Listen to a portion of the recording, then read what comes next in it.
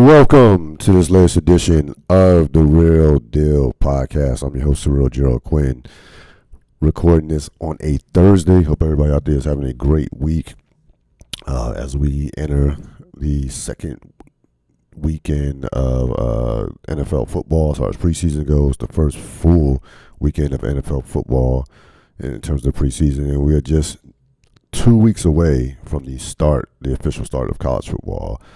But in spite of that, we're going to have a lot of NBA talk here, a lot of NBA news.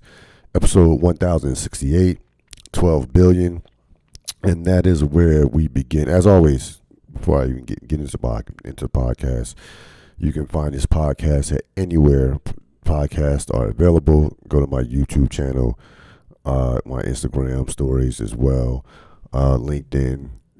A number of places that you can find this podcast.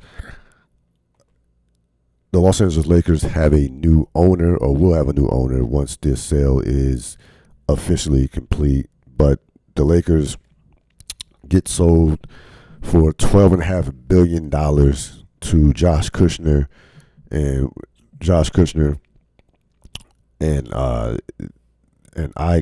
Iger, formerly of Disney. By, of course, Mark Walter. This was, when you listen to everybody that was connected, that had anybody that had anything to do with the NBA, this was a complete shock, to say the least. Like, people were no one absolutely saw this coming. No one. The Lakers, remember, Walter just bought the Lakers for $10 billion last year, and had been on the owner of the team basically less than a year. It'll be like a year in October, and next thing you know, they are selling the team to former Disney CEO Bob Iger, and Josh Kushner for $12.5 billion. So in less than a year, Walter flips the Lakers and makes out with $2.5 billion in 1 year. Now, everybody wants to make this seem like it was just this was nice and neat. These guys, Kushner and Iger, were trying to were making bids, trying to getting their money right for bids and for the Las Vegas franchise that could be coming soon. And all of a sudden they say, hey, why pay $10 million or $11 million for Vegas when we can have the Lakers? And they pay $12.5 billion. I don't think it's that simple to me. These deals, the way Ramon Shelbone reports it, the way a number of people have reported is that this happened within days. These type of deals take months, sometimes years. Now with these two, Kushner and Iger, money was never going to be a factor. Never. That was never going to be a case. That was never going to be a situation where they were going to be searching for investors or recruiting investors. These two guys have plenty of money. But keep this in mind, Mark Warner was under an investigation by the government for alleged tax fraud. There have been rumors of him using Middle Eastern money to buy the Lakers last year. And it's too convenient for me. I'm going to be honest with you. To me, in my opinion, I think that Walter was pressured to sell the Lakers by the NBA. Think about this. The NBA right now already has enough on its plate with this Kawhi situation, with the gambling situation. One of your owners is under the investigation from the SEC. That's not a good look for the for the NBA. For the Lakers, one of the signature franchises in all the sports, not just the NBA. If you're Adam Silver, you're like, hey man, listen, you sell the team. It will not be hard to sell this team. You are the Lakers. You're gonna make $1 billion. You're gonna make a significant profit, and these charges and this narrative will probably go away. I don't see anything coming about from the IRS, from the IRS and the government now. Not the IRS, but the government now. I don't watch that disappear. So the NBA wins. Mark Walter wins, and certainly Bob Iger and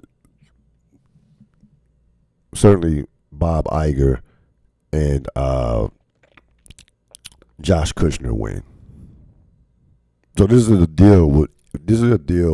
situation where everybody basically got what they wanted. And I'm telling you, man, white privilege is a beautiful thing. Like, your slap on the wrist, your punishment for possible, alleged tax fraud is for you to sell your team and profit net $2.5 billion in less than a year.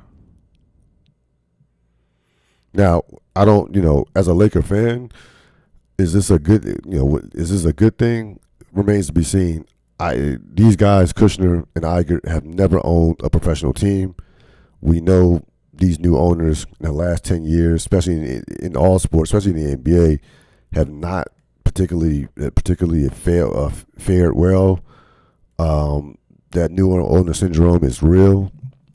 These guys, it takes a while. You have to take your licks before you have any type of success. You have to learn the business as far as dealing with the NBA. Is not like the NBA is not Disney. It's not like it's a different type of deal. So this is not a good thing for the Los Angeles Lakers as a franchise. Like, I thought that Walter he still owns the Dodgers and a bunch of other entities, so he's good. But under his leadership with the Dodgers, under his ownership with the Dodgers had won 3 out of the last 5 World Series, including back-to-back titles in 24-25. And I really thought that he could turn the Lakers around as far as changing the culture. The Lakers were no longer going to be this mom and pop shop. They would have money. They update the analytics. They update they probably eventually would get a new arena, which is possible now. That's still on the table. So I was excited for Mark Walter to be the owner of the Los Angeles Lakers, but it did not work out for the Lakers. Worked out for him. He's $2.5 billion richer, but ultimately, you would say that the Lakers are kind of in a situation where this is a huge year for their franchise. In order, post LeBron, you still have, of course, you have Luka under contract. This is a big time year for the Lakers moving forward. And again, we don't know what it's going to look like with these two new owners who are, wet behind the ears, to say the least, when it comes to owning a professional sports team. But this deal came out of nowhere, absolutely nowhere. No one, anybody that was connected to the NBA that had any inside, any of these insiders had no idea that this was coming. It was an absolute shock. And again, I think myself that Walter was kind of pressured, regardless of what's being reported, was kind of pressured to make this deal. That $12.5 billion would have been there in 2027 or 2028. It did, like, why now? That's a question you have to ask yourself. Why now? And then, the Lakers are also about to get a new television deal, so that number could have been even went up to $13 billion. So the question I will be asking myself is not how this happened so quick, but why did it happen right now? And I think eventually that answer will eventually come out. But right now, it's being sold to the public as this was, a deal that was too good to be true. Not too good to be true. The money that was offered for the Lakers was too much for Warner to turn down. Now, I don't blame Warner. Like somebody's going. If I own the company and can flip it for $2.5 billion, then that's the point of owning businesses. You own businesses to eventually sell them and flip them and do something else with it. That is a great business move. It's undeniable with the business he owned. Again, he still has the Dodgers. He still has other sports entities in various across the landscape. But very, very curious about why this happened right now. And again, I think that will eventually come out. Maybe in the months to come, maybe in the years to come. We'll see. The deep dive for this edition of the Ril Dil podcast, as we continue to preview the upcoming college football season, is the SEC. Have 5 questions in regards to what the SEC could possibly look like. In regards to what could define the SEC this season.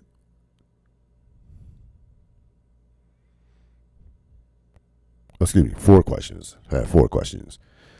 First of all, in regards to the state of the SEC, we know. Listen, we understand that the Big Ten is a better conference right now, but the SEC is still the SEC from a standpoint of,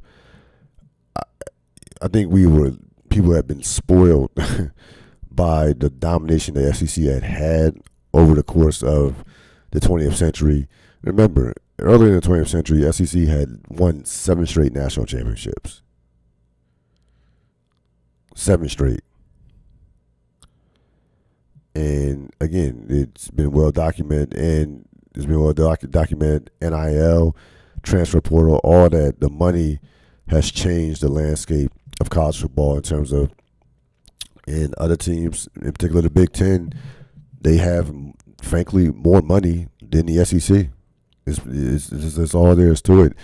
Not only the SEC has not produced a national championship winner since the 22 Georgia Bulldogs. No one has even played in that game. They haven't even gotten a team in that game since the 22 Bulldogs. So here are 5 questions that could define the SEC.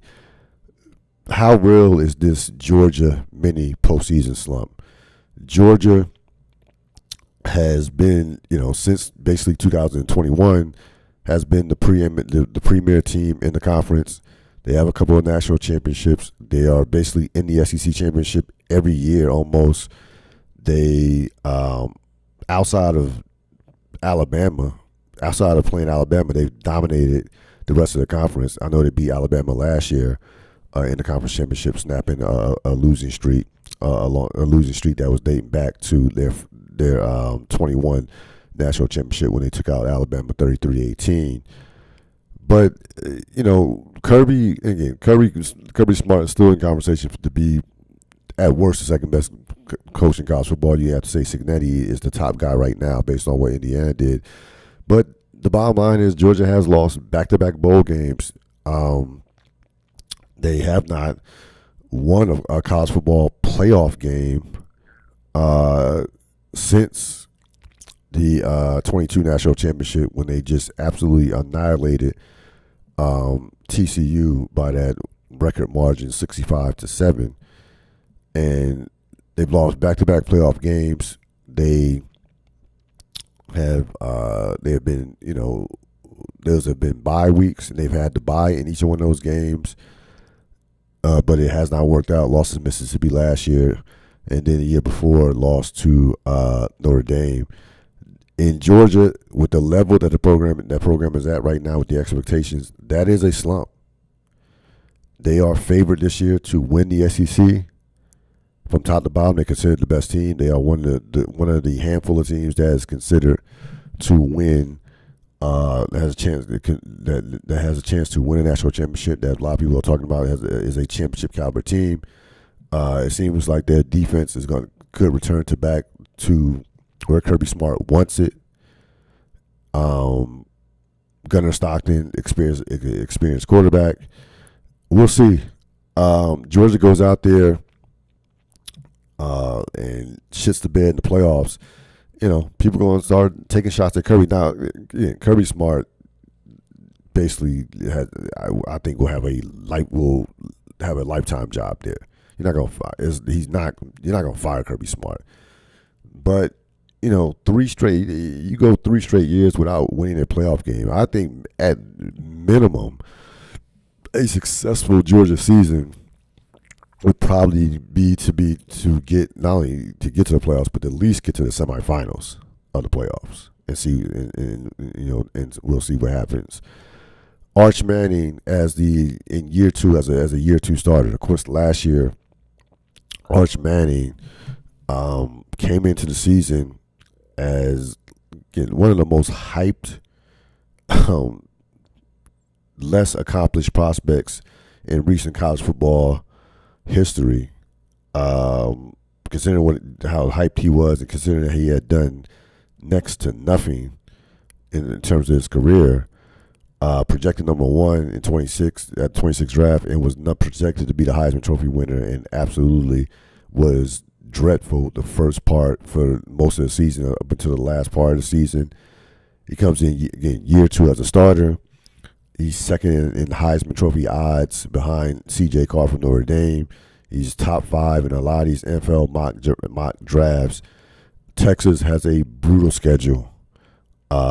Texas could be a team that, looking at this schedule, they could lose 3 games and still make the playoffs.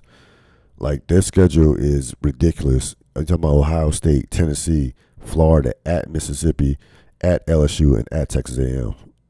And that's before if they survive a possible SEC championship against seemingly probably another top team in the SEC, whether it be Georgia or Alabama, somebody like that, or LSU, or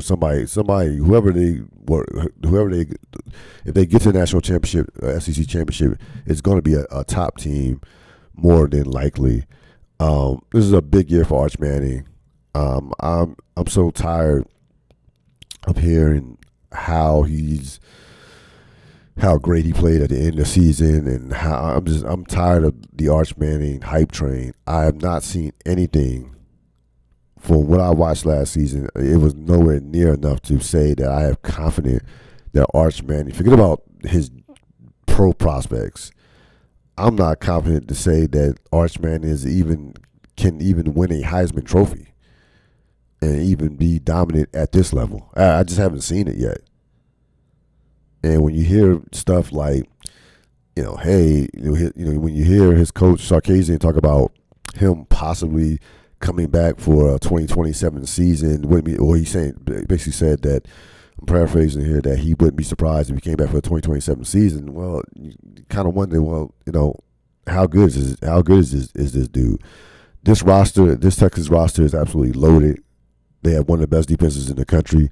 They have skilled position players all over the place, great athletes all over the place. So if he does not get it done, if Texas underachieves for a second straight year, it will be because of Arch Manning and not the rest of the team. Arch Manning plays well, not even great. If he plays very well, just decently, that team can not only make the playoffs, but they can possibly win a national championship. That's how loaded Texas is. Question number 3, excuse me. what will Lane Kiffin's first year at LSU look like? Lane Kiffin, of course, left Mississippi. He ditched Mississippi. They said, you know what, be out, but you're not going to coach this team in the playoffs. And they got to a national semifinal round. He took the money to go to LSU, but it was more than just about money.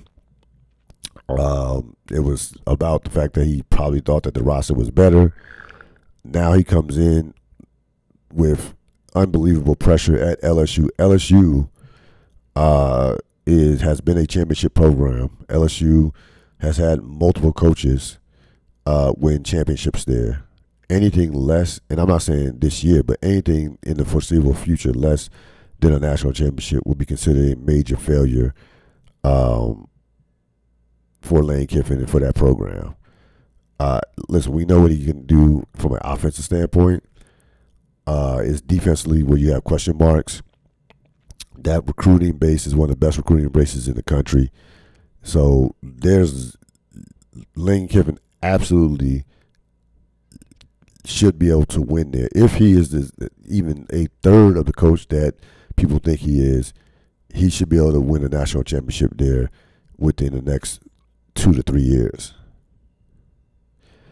If they don't, I honestly think that for them not making the playoffs would, to me, be considered a major disappointment, even in his first year. And if you look at Lane Kiffin's history of his first year, it hasn't been great throughout the course of his career. Only time you look at his job, look at his when you look at his record, his first year record, the only place that he was great at was Florida Atlantic. His first year record, I'm talking about the Rays. I'm talking about on the collegiate at the collegiate level. His first year record at Tennessee was 7-6. At USC, 8-5. Florida Atlantic had a big time year, 11-3. Ole Miss first year, he was only 5-5. Now he turned Ole Miss into a powerhouse later on, and had a number of and they ended up having 3 10-win seasons. 4 10 wins, at least 4 10-win seasons, but has not been great in his first year at outside Florida Atlantic at his new jobs. Again, Lane has everything that he needs to be able to succeed at LSU. It is squarely up to him. A lot of people want to see this guy fall on his face. He is a polarizing figure, to say at least. We know he is a gifted offensive coach, a gifted coach of quarterbacks. But as far as, again, I gotta see it as far as a complete football team defensively and what have you. It remains to be seen how good of a coach he is. Again, he has not he's had success. He had varying degrees of success at LSU, but got Mississippi made it to the playoffs for the first time in his career last year. But it's not never won a national championship, never coached in a national championship game. There will be an awful lot of pressure on this LSU program, on Lane Kiffin, to turn this LSU program around. We know that there's talent with this program, and we know we've had 2 different coaches win championships, that you can absolutely 100% win a championship at LSU. Last question.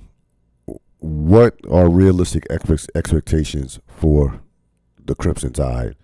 In the last 2 years, Alabama has lost 8 games.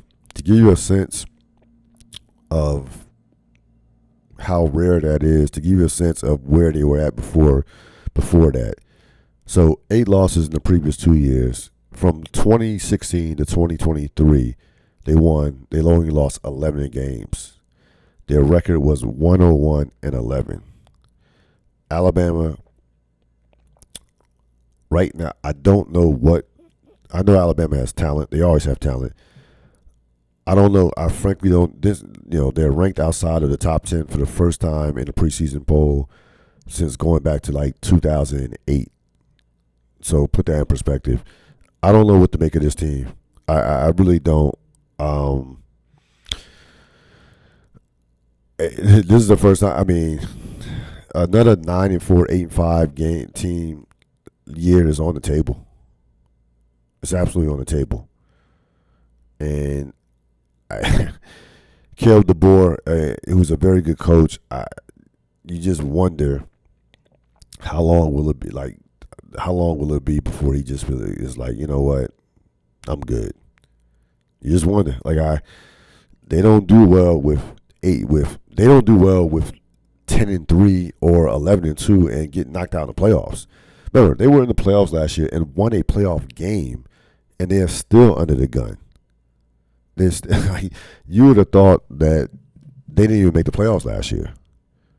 Now, part of that reason is how they got wiped out by Indiana in the second round. But, Indiana was a dominant football team last year. Indiana went 16-0 and dominated for the most part outside of the game, the Miami game. Like, Indiana was Indiana was a big time team last year. Had one of the great college football seasons of all time from a record standpoint and dominated the competition.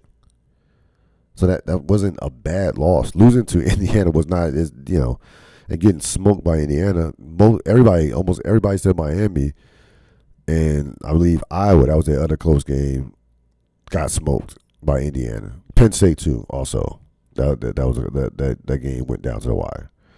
But Indiana is a big time team, so another realistic. I think this Alabama team. I think Alabama's probably 9-4, 10-3, and will be, on that playoff bubble. They'll be one of those teams that we're talking about. Are they going to make the playoffs? They'll be on that playoff bubble. It is not by any stretch of imagination a guarantee that Alabama makes the playoffs this year.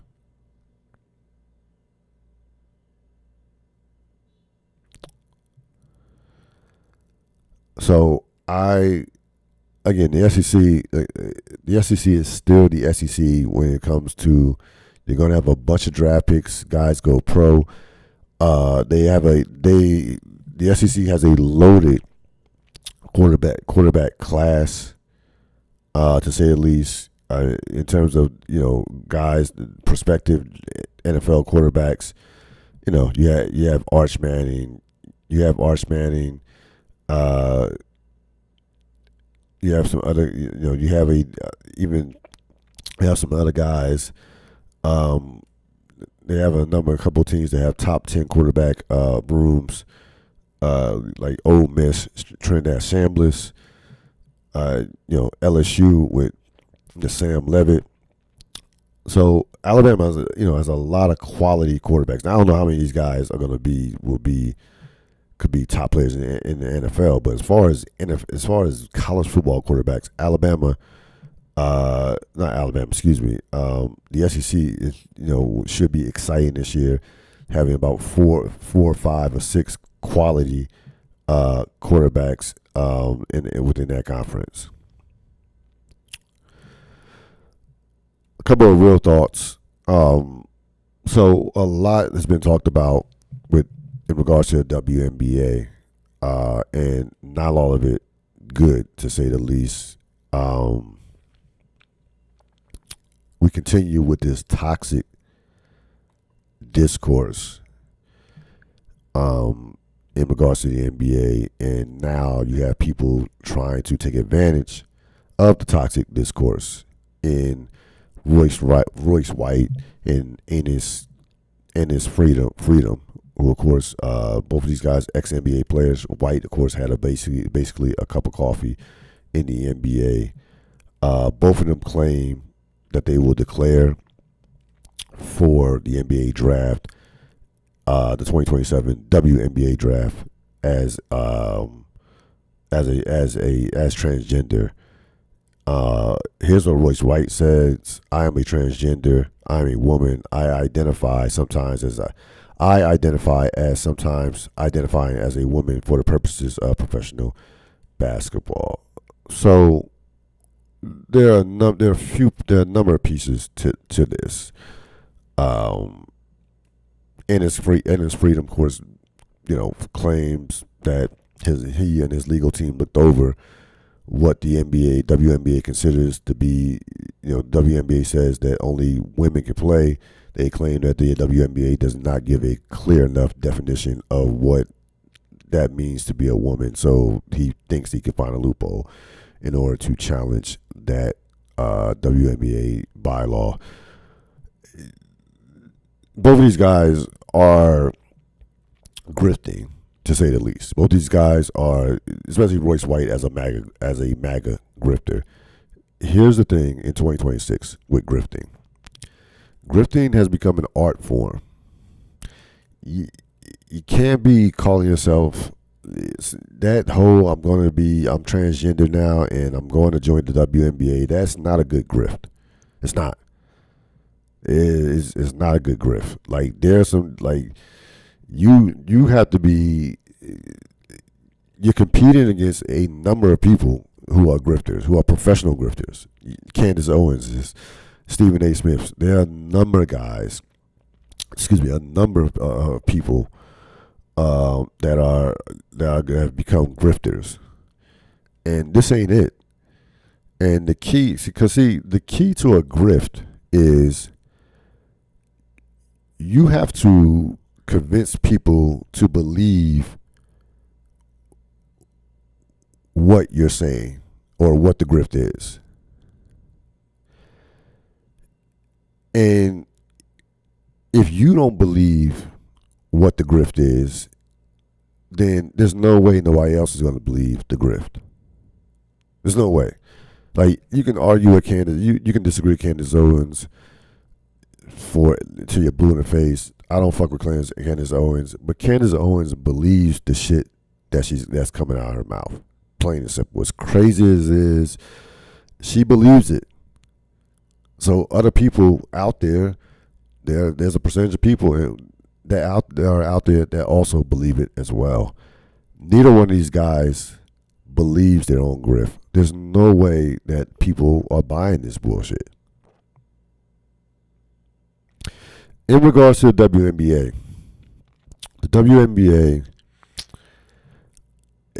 from a on-the-court standpoint, is having a spectacular season. There are a number of great storylines on the court that we should be talking about. Olivia Miles probably as a rookie, one of the most impactful rookies that the WNBA has ever seen, and having one of the best rookie seasons that any WNBA or NBA player has had maybe since Tim Duncan. She's going to finish. She has been the best player on the team that's favored to win the WNBA championship. And at worst, she'll probably finish second behind A'ja Wilson for MVP. A'ja Wilson, like, she wins a championship and MVP this year. We could be watching a GOAT in real time. Like how are we not going to call her the greatest women's player, the greatest WNBA player of all time if she wins another chip? And MAGA's favorite, Caitlin Clark. Caitlin Clark, over the last 10 games, averaging like 25 points, 9 assists, splits of 47, 41, and 86. She's playing the best basketball of her career. But guess what? No one is on the national scene. No one gives a fuck because y'all MAGA minions are getting in the way of the on the court discourse, of the on the court product in terms of what we're talking about or what we should be talking about, and that's affecting your golden girl, your porcelain doll, Caitlin Clark. So the WNBA has issues. They have, Sophia Cunningham with her bullshit, doing the MAGA grift, but at least she's getting paid for it. Like she's benefiting from it. Um, but the WNBA, but keep this in mind about the WNBA. Before you and you can we all know what needs to happen. The commissioner needs to be gone, and they need absolutely a whole new regime in terms of leadership. Engelberger, of course, needs to be out of there. But you gotta give the WNBA some grace because they're still a league that's still trying to figure it out. This is like the NBA is coming up on year 80. The WNBA has only been around now, year 30. It's a 50-year head start. Look at the NBA like in the 70s, early 80s. Well, in the 70s in particular, before Magic and Bird. You got games on tape delay. There was a coke epidemic, major drug problem in the WNBA. In the NBA. Football, baseball, boxing were clearly ahead of the NBA. It's not even close. You can make a case probably hockey as well. Well, they had an awful commissioner in Larry O'Brien.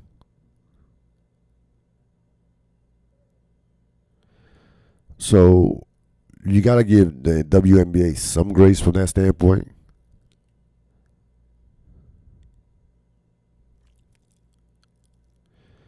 But the reason why a Royce White or a Ennis, Cancer Freedom would even think about pulling some bullshit like this is the fact that the WNBA is a punching bag, and they're viewed as weak and not well run. And guess what? They're not. They're not.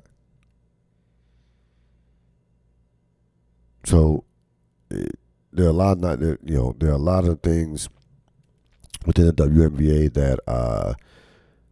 that they can get better with in terms of branding, media, promotion of players, officiating. But then again, this issue with Royce White and Ennis Cancer, it is a to me, it's a next to non issue.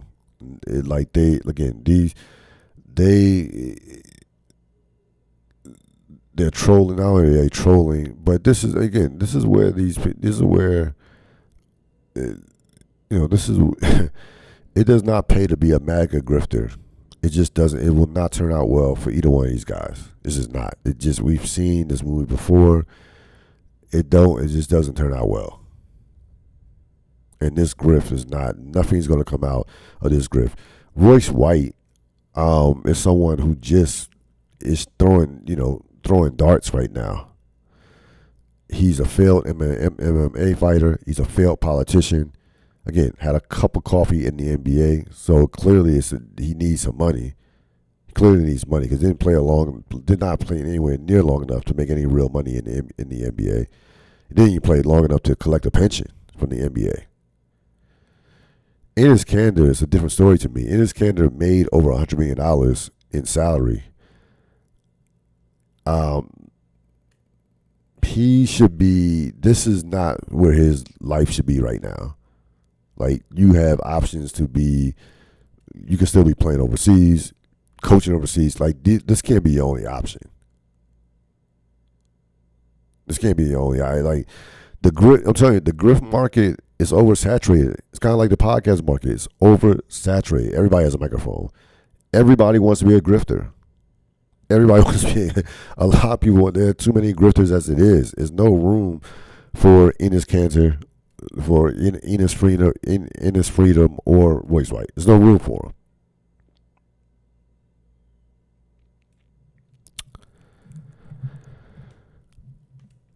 Raising Kanan, of course, completed its fifth and final season last week.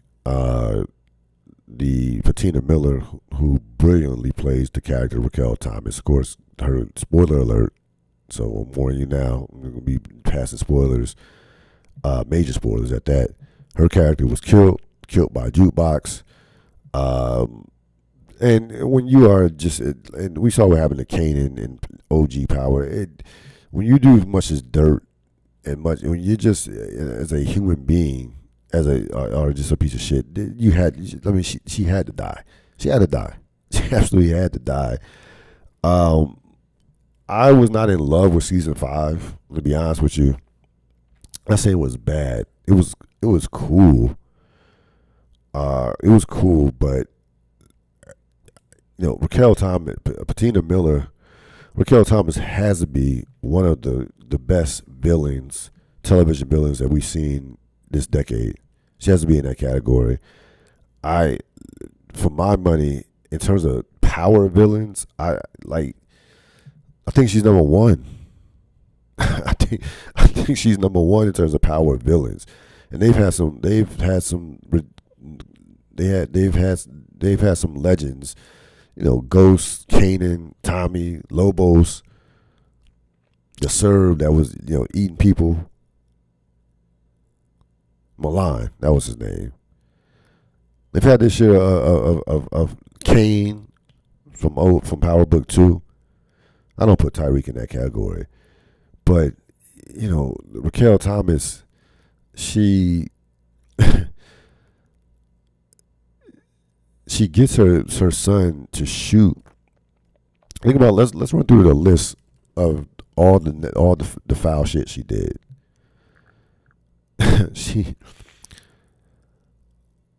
She gets her son to shoot his biological dad, and then later on in the series, in the season, what was it, 3 finale? I think yes, it was season 3 finale. She shoots his father in front of her, in front of Kanan, right? She gets Marvin to almost kill Kanan. She killed a mafia boss. She sleeps with Neek after the first 2 seasons. Them basically going basically trying to kill each other.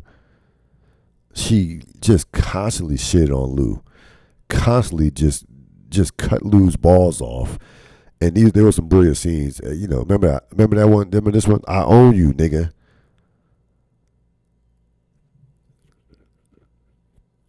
And like the dysfunction in this family, this is one of the most dysfunctional families in the history of television. Like Jukebox kills Rock, Kanan kills Marvin, accidentally kills Lou, still killed him. Kanan almost killed Rock at the end of in season 4 finale. Marvin beats the shit. People forget Marvin beats the shit out of Jukebox in season. I think in season 1.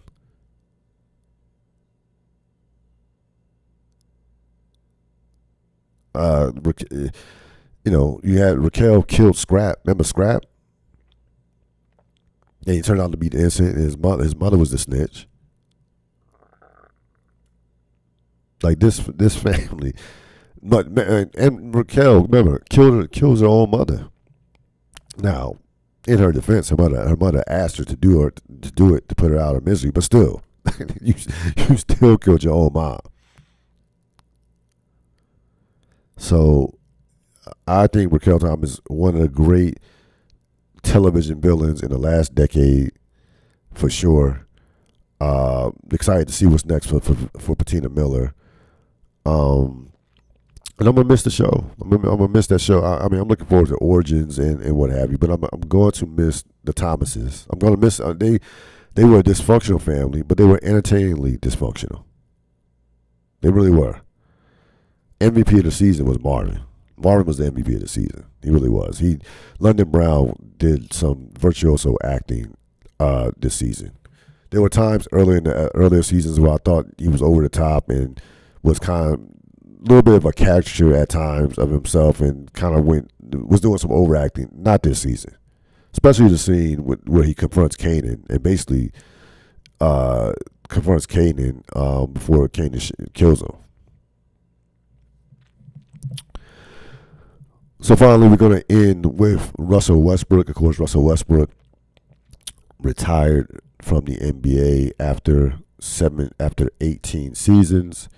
He retires as a 9-time All-Star, a one-time MVP, two-time scoring champ, three-time assist champ, 75th anniversary team, multiple gold medals, one of the most athletic guards in the history of the NBA, for sure. Listen, there's no in Westbrook's career. Westbrook had a complete career. Like there were times where you'd see Westbrook and you'd be like, yo, this guy is maybe pound for pound the best athlete in the NBA. There were times where you look at Westbrook and you was like, damn, is this dude, what is he thinking? Here's what I'll say about Westbrook. So one or two players to finish, to have 25,000 points and 10,000 assists so him and LeBron James. He played in 90% of his games. There was a 5-year stretch where he goes, in terms of MVP finish, he finishes 4th, 1st, 5th, and 10th. 16th all-time in points with 27,000 points.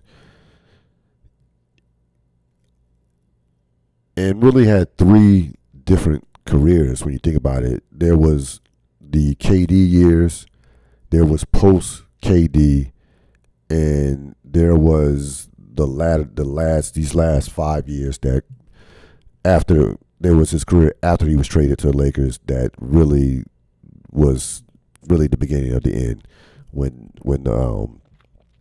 he was traded to the Lakers. That wasn't a fit, and his career basically never recovered from that.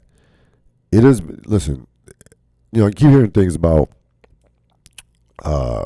Westbrook's career ending poorly and ending badly. I'm gonna tell you something.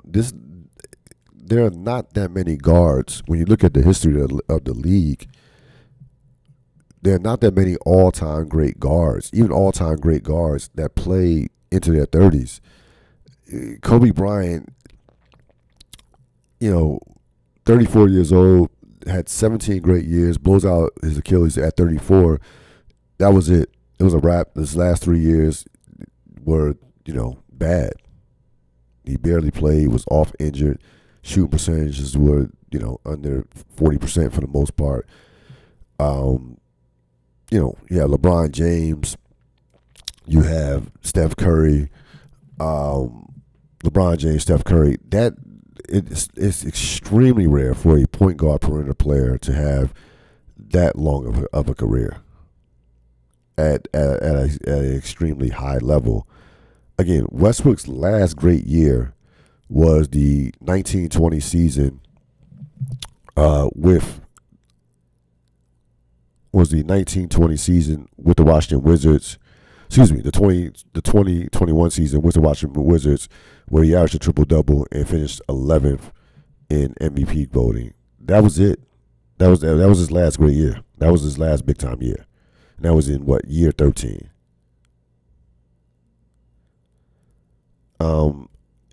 Listen, and, his one thing you can say about Westbrook, a couple things you can say about, a number of things you can say about Westbrook. You can make a case he could have been better. He could have had a better mid-range jump shot. He could have tried harder on defense. I mean, if he played defense like he played against when he was guarding Kevin Durant, after Durant left Oklahoma City, he would have been 4 or 5 time All-NBA defense. I mean, he played some great defense on Kevin Durant every time they played. But you can't say he should have been better. Like, Shaq should have been better. For all what Shaq accomplished, Shaq underachieved. Like, Shaq should be in the GOAT conversation. He's not. He's a fringe top 10 player. If maybe, in some cases, some people have him outside the top 10. Like, we should be talking about Shaquille O'Neal as a top 5 player easily. Maybe, again, we should be talking about Shaquille O'Neal as in a conversation to be the greatest basketball player of all time. But didn't take care of his body. But again, Westbrook played in 90% of the games. Played in 90% of his games. And there's something to be said about that. His playoff numbers. He was not, we've seen him be the second best player on a championship. Excuse me, on a finals team. But his game was not. His game wasn't made for the playoffs. When you are a bad jump shooter, when you are a bad jump shooter, that's not going to fly in the playoffs because you're not going to be getting to the rim at will. Teams can load up on you, force you to make jump shots, 15 to 20 footers, and that was not his game. He was a mediocre mid-range shooter. He never was a great mid-range shooter. He's a mediocre one. For his playoff career, he's at 40%. For his career in the playoffs, he's at 40% field goal percentage and just under 30% in terms of three-point percentage, and like 43% from two-point percent from twos. That's bad. That's bad.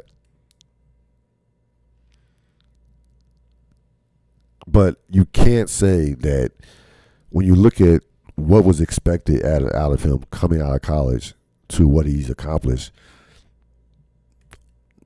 overachieved.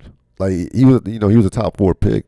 No one thought Russell Westbrook would ever be considered and would ever be a guy who would win an MVP, or would be a guy who not only did he won an MVP, he has 6 top 10 MVP finishes. 6. And when you compare him to his contemporaries, Steph Curry is in another category. I don't compare anybody the only guy you can compare to Steph Curry is Magic Johnson. But in terms of contemporaries, the only guy you can compare that, Westbrook, if you're ranking, and Westbrook is in that guys he played against, the Dame Lillards, Chris Pauls, John Walls, Darren Williams. And you look at those guys, I probably would lean toward, I would take Chris Paul and Damian Lillard over him, because I think those guys, just in terms of shot selection, I think those guys were built. I've seen Dame Lillard be the best player on the team that got to a conference finals. It's certainly debatable. Chris Paul is not debatable. Chris Paul, everywhere Chris Paul went to, the team got better when he joined them. And compared to those players, let's be honest, Westbrook played with a who's list of great all-time great players. He played with, Westbrook played with James Harden. He played with LeBron James. He played with Anthony Davis. Played with Kevin Durant. Played with a lot of talent. Even the Wizard team, at that time, Bradley Beal was a legit top 15 to 20 player. And that was a fun Wizards team. And Westbrook deserves a lot of credit for that. He played great that year. That was a fun team to watch. So, he had listen, you have to tell, when you're telling the story of a guy's career, you have to tell the entire story. You can't just pick and choose the parts you like if you were a fan of him, and you can't just ignore. You can't just focus on the parts you don't like if you weren't a fan of him. I took Westbrook for what he was. Russell Westbrook was a guy that played that breakneck speed. He had a guy that was going to give you everything he had, night in and night out. He showed up to play. I never had expectations that he was going to ever be the best player on a championship team. So him not having a championship is not a big deal to me. Never had that expectation for him. There were times where he didn't handle himself well with the media as a young player, especially in those Oklahoma City years. He matured later on. We know. He's respected and revered by a lot of guys, a lot of teammates. I never heard any teammates really say anything bad about him. This guy in the community owned, fashion in his fashion business, and has done a tremendous amount in the community. To say the least, that doesn't get talked about enough. And again, we're talking about a guy. I think, one last thing, I'll put a pin on this, and I think a lot of people probably disagree with me. I thought the best version of Westbrook was the Oklahoma City version during the KD years. I thought that was the best version of him. I actually think that the triple double was a gift and a curse. I think that the triple double, when he had that stretch where he's had like 4 straight years where he's averaging a triple double, I think he became a victim of the triple double. I thought his years became defined by whether or not he could average a triple double. And listen, it's hard. Listen, it hadn't been done since Oscar Robertson. Hadn't been done since Oscar Robertson in the 60s or early 70s. I think late 60s. So up until that point, it was him and Oscar before Joker did it a couple times in recent years. But I thought he, got too caught up in it. No, he got too caught up in it, and I thought that really kind of didn't hurt his career, but it didn't. I thought it hurt his game from a standpoint. I think that it gave him a crutch not to improve his jump shot. It gave him a crutch not to improve as a defender. He's like, hey, why do I need to improve if I'm averaging a triple double? I'm doing something that only one other person in the history of basketball has ever done. And he did things his way. He did it his way. And his way turns out he's going to be a top 75 player, 27,000 points, well over 10,000 assists, made a ton of money. And I think he, goes out at the right time. 18 seasons is a long time in the NBA for any player, let alone a point guard, a perimeter player. You don't see too many perimeter players, playing that long, even in today's age. And it was no point of him hanging on, putting up empty stats on a bad basketball team, especially the Sacramento Kings. The Kings actually did him a favor by not going out offering him a contract or by not pursuing him. They actually did him absolutely a favor. And, we'll see what's next for him. Don't see him as a commentator. I don't. Like I said, he's into fashion. I can see him doing some stuff with movies as far as producing, stuff like that. He's into Hollywood from that standpoint. Had a documentary a few years ago. Again, one of the most just gifted, physically gifted perimeter players. Pound for pound, the greatest rebounding guard of all time. I know it was statistically, but 6'3", like to be able, he was, and again, stat padding, sure, was that a thing with stat padding? But guess what? There are a number of guys in the NBA who wish they could stat pad, that just don't have the athleticism and don't have the talent to stat pad. Trust me, there are a number of guys that could wish they could put up those anywhere close to those type of numbers. He had that. Stat padding is actually a talent. Now it's not. It's not going to produce winning at the highest level more times than not. But the worst thing you could say about Russell Westbrook that he padded stats, it was all part of the Russell Westbrook experience. So congratulations to Westbrook on his career. We'll see what happens with him next. That's going to wrap it up for this latest edition of the Ril Dil podcast. Have a wonderful rest of your week and evening. So long.